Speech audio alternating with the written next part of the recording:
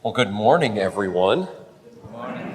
All right, this is a lively crowd this morning. This is good. It's good to be back in DeLand. This last week, I actually just got back from helping lead another mission trip from the youth of our parish to Mobile, Alabama. Now, how many people have ever been to Alabama? Just Alabama in general.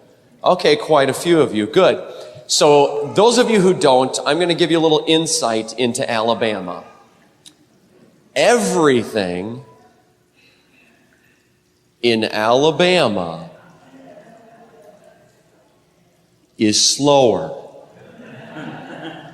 Everything. It's just, everything takes its time. Things run at a little bit different pace. At the school we stayed at, which was Spring Hill College, which is actually a Jesuit college in Mobile, I was talking to some of the maintenance staff that was there, and they were warning me of that. They said, just listen, everything is slower. You and your fast-paced life, it's not going to fly here. So my fast-paced life, I live in DeLand, Florida.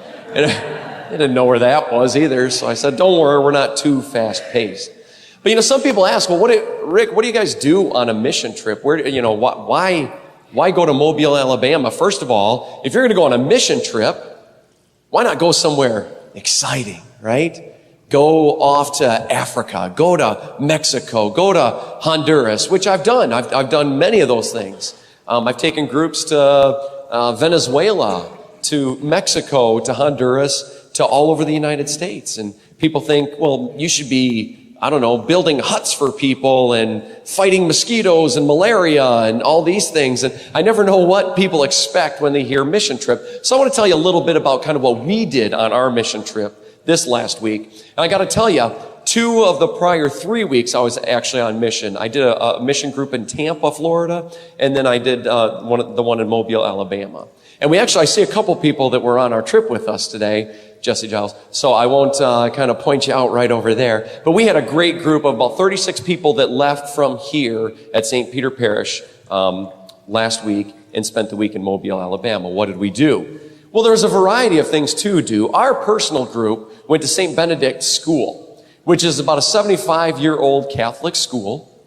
And it's almost kind of not really in the middle of nowhere, but no businesses. It's more residential area. And the school definitely needed some sprucing up. Now, if you were to ask some of our youth, well, what did you do when you were at the mission? They would probably say one word, and one word only: mulch. That would be a lot of what a portion of the group did. Is they had this huge playground area that really desperately needed some new mulch in it, a safe place for the children to play. But we had others inside. They were cleaning a lot of the rooms that haven't been cleaned in a long time, maybe 20 plus years. Yeah, some of those areas where we probably have those rooms in our house, right? Where you just keep throwing stuff in it, and eventually there's nowhere you can put stuff anymore, and you got to clean it out. So they did. But they also did quite a few other things. One of the things that they don't get credit for is what they did for the people. The principal herself, she contacted me before we ever went there. And she was so desperate for a group to come in and help revitalize her school. She was practically in tears on the phone when I spoke to her before we even got there. And she had been sending email after email, thank you so much, you don't know what you're doing for us. And I think that maybe when we were there, when our group was there, they might not say, well, we did all the possible work in the world that we could have for them. They did good work, but maybe it wasn't exactly what they were expecting. But that's the funny thing about service, isn't it? Sometimes we do the things that we don't know are going to affect people, but truly do. Other groups were going around doing different things. I remember one story, this group came back on the first day and they told me, Rick, you got to hear this story. I said, okay, tell me. He said, we have this place that we're working, and they work with the homeless and the people that don't have any food, and on and on and on. And they do a wonderful, wonderful mission. And they said the leader of this group was in tears the first day that we came. I said, well, why was she in tears? She said, well, we painted her office door. She's feeding the homeless. She's giving a shelter to the homeless. She's helping those, like the big stuff, right? And she was crying because a group of our kids painted her office door. But it was so much more than that. It was symbolic for her. She had been there for years upon years upon years, and that had always bothered her, and she had always meant to do it, but she never had the time. And yet here comes these kids just coming in, and I got to tell you, when kids serve, they serve ferociously. You might not think so, but I get the privilege of setting up some of these sites, calling up work sites and saying, calling up the Boys and Girls Club, or calling up homeless shelter, or calling up Catholic schools, or even convents, and saying, do you need our help? What can we come and do for you? Oh, we'd love to have you. I say, okay, that's great. But I got to tell you, you got to come up with a long list of things for the kids to do, because they get done quickly. I'm not sure that their parents know that. Right? Because when they tell them to, clean your room or whatever it is, well, it'll get done eventually, right, on their schedule. But when they come to do missionary work, I'm telling you, they serve ferociously. And I love that. They hear the call and they go and serve. Now, I don't know about you, but I have a hard time hearing sometimes. Not physically, I hear what's said, but maybe I don't really hear what's meant. And the best example of that is when women talk to me. Yeah, it's true. I don't always understand what I'm being told. I hear it plain as day, but I might not quite always understand what's really being said to me. That's why I've always told my wife, listen, I am a very simple man. Please help me out. Tell me exactly what you mean, exactly what you want done, and I will do it. Because if you give me even a percentage of a chance to mess it up, I'll probably mess it up. So just tell me plain, flat out how it is. And I think maybe that's a lot like our relationship with God, isn't it? How well do we listen to God? Well, I didn't hear him talk in a voice. Is that what we're listening for? Is that what we're trying to hear? Sometimes the message is difficult. Sometimes the message is hard. Sometimes we don't really want to hear the message, like today's gospel. If you were reading that, like I read a long time ago when I first heard this gospel, this parable that Jesus is talking about, well, let the weeds grow up with the grain, and we're just at the end of it, we're gonna gather it all up, and we'll put the weeds all together, and we're gonna burn them, and then the grain I'll harvest and bring into my shelter. Well, that's a great message for the future farmers of America, right? Or what does that have to do with me? But then I got to thinking about it. God's message in this particular gospel really spoke to me, maybe a different way than it spoke to you, because it says to me this: there's going to be bad in our lives. People are going to hurt us, right? We're going to have to forgive people. The bad is going to be right alongside the good. It's going to be there until the time of the harvest. And that's the moment when all is made right. Not here. Now, can we help to make some things right? Yes, with our service. But with our listening, if we're truly listening to God, we will hear him. And I'll give you an example. I've told the youth this story because I think it's maybe my only really good example of me truly knowing God is speaking to me. He wasn't using words, but I know for a fact he was speaking to me. See, it was the summer of 2007. It was late July, early August, and I got a phone call. I'm just doing my normal stuff, whatever, and I get this phone call, and it's from a priest. Now, I don't know about you, but I don't get many calls from a priest. I'll get a email or something, but I got a phone call from a priest. He says, I'm so-and-so. I wanted to know if you wouldn't mind coming down and interviewing for a position we have here in DeLand, Florida. I didn't even know where DeLand, Florida was, really. But I tried to really listen. I was praying the whole time I was listening to this priest talk. He starts with, you don't know me and I don't know you. That was the opening line, right? I said, oh, this is going to be good. And so I listened a little bit more and I prayed, and I really just felt like, just go. He says, I'll come down. And on my plane ride down here, it was amazing. It was unreal. It was unbelievable. The stewardesses were nice. That alone made this a really abnormal flight, because you always have at least one. There's always at least one who's got attitude, right? And not only that, but the people sitting around me, amazing conversations about our faith. It was amazing. The flight took off on time, zero turbulence. In fact, at the end of our flight, and this never happened to me before, they got on the intercom and they said, you guys have been such a great flight that we are going to bake some chocolate chip cookies here in our ovens, and we're going to give you as many as you want. What? You know, nobody could believe it, but you could smell it. The cookies were baking. You could actually smell it. They have ovens in there. And they walked around, and these cookies were ginormous. They were huge. And they were saying, how many do you want? That's a big mistake to ask me, right? But I held off. I only took 4. And they were all delicious. And we landed. Everything was great. Everybody said bye. The people I was next to, it was wonderful. I came here. And if you don't know already, the priest that was on the phone with me was our own pastor, Father Tom. And I met with him and kind of fell in love with St. Peter Parish and fell in love with the land. I took a little tour. It's just a very nice place. I hope you guys appreciate it. And my time came up and it was time to go back home. And I got on the plane and there we sat on the tarmac for about 45 minutes.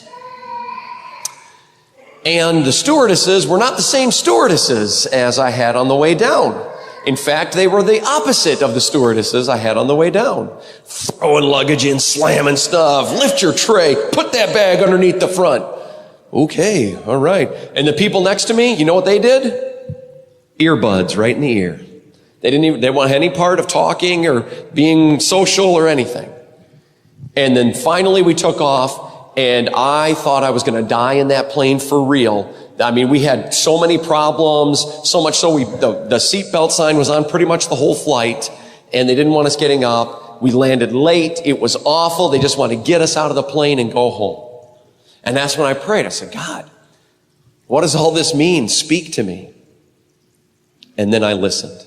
He was talking to me the whole time in a way that Rick Grinstead could understand. He was speaking to me saying, that flight down there is supposed to tell you something, Rick. That's where you're meant to be. If you're there, things will be great. They won't be perfect. There'll be bad times like what this gospel message says. There's going to be the good with the bad. But I'm going to tell you, this is where you're meant to be. Listen to me. Because if you stay, it's going to be rocky. It's going to be really difficult. And it is not my ultimate plan for you. And I truly felt that. I truly felt like God was speaking to me. And maybe for the first time in my life, I really listened and obeyed. And so I moved. Everything I knew, family, friends, everything was in Michigan. And here I come to DeLand knowing nothing, but trusting in what God was telling me. And so I'd ask the same thing. Are we listening to God? Do we hear him? I had a friend in high school who went to church with me every week. But it was on graduation day when she finally said something to me that made me think maybe we don't really listen even in church. Because she said, hey, Rick, I got to tell you something and I'm a little embarrassed. I said, okay, well, tell me, what is it? She said, you know that part in church where we say thanks be to God? You guys know that part, right? We say thanks be to God. She said, I just realized we say thanks be to God. I said, well, what did you think we always said? She said, I thought we said thanks, speedy God. Now you say it, thanks be to God. Now you hear it, right? Thanks be to God. Thanks, speedy God. Thanks, speedy God. That's what she thought we were saying this whole time. She went to Mass every week. She thought we were talking about this really fast God. But we were not. We were giving thanks to our God. But even in that, I wonder, are we listening? One of my guilty pleasures growing up was watching a TV show called The X-Files. Anybody remember that show? Okay, good. Whew. I'm not alone. You're all sinners too. Okay, good. No, not really. I mean, it's one of those kind of supernatural shows. And this one episode that always sticks out, they were talking about like incorruptible bodies and this guy who was like this living saint and stigmata and bilocation and all these things. As Catholics, we're like, yay, right? And at the end, it shows one of the FBI agents in the confessional with a priest. And this is on network TV. But she said something so profound, I will never forget it. You know, she said, at the end of it all, and this is how the episode ended, so you're like, ooh. She said, I'm afraid that God is speaking, but no one's listening. In our own lives, when we're called to serve, like our youth did this last week, maybe it's not something huge. Maybe we're not redoing playgrounds. Maybe we're not, building orphanages. Maybe it's something really simple that you and I are called to do. Are we listening? Are we open to what God is speaking to us? Because more than likely, it's not going to be a voice shaking the heavens. More than likely, it's going to be somebody put in our path that we need to help. When I graduated from Aquinas College with my degree in theology, I was so thankful. That was one of the happiest moments of my life, knowing I was done with school, right? It just was. But in theology, we had to read these documents from the Second Vatican Council, and a lot of them are very boring. I'm sorry, but they are boring. But there are some that really stuck out. And there was one in particular, one phrase that stuck out. And I'm going to put it for you here on the screens. This is what it said. It said, faced with a world today where so many people are suffering from want, the council asks individuals and governments to remember the saying of the fathers, feed the people dying of hunger, because if you do not feed them, you are killing them. And that always stuck out to me. If you are not feeding them, you are killing them. And at first I took it at face value. And I thought, well, for sure, it means I need to feed the hungry. And yes, that is what it means. The physical hunger. But it does not stop there. There's more to it than that. It's that spiritual hunger too. It's that hunger to be forgiven and to forgive. It's that hunger to be served.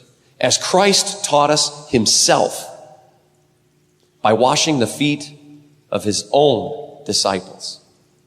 To serve first. And in that, we are truly given graces from up above. Well, this last week, the youth were on mission, and they get those moments where we all gather together and we have a lot of fun. We learn about our Catholic faith, but that moment of service, when we are helping others, is when we're really helped. And you all know this. You've had those moments yourselves where you really did something great for somebody and you just felt proud. You felt good. And that is the Holy Spirit encouraging us, asking us, keep going. This is what we're here to do. We're not here to gather riches and store up treasures here. We're to store those treasures in heaven. So I would ask that when we are called, you and I both, when we hear the voice of God encouraging us, asking us to serve, asking us to be the good wheat among those weeds, that not only do we listen, but that we do what the youth of this parish do. And that is to serve and serve ferociously. Amen? Amen.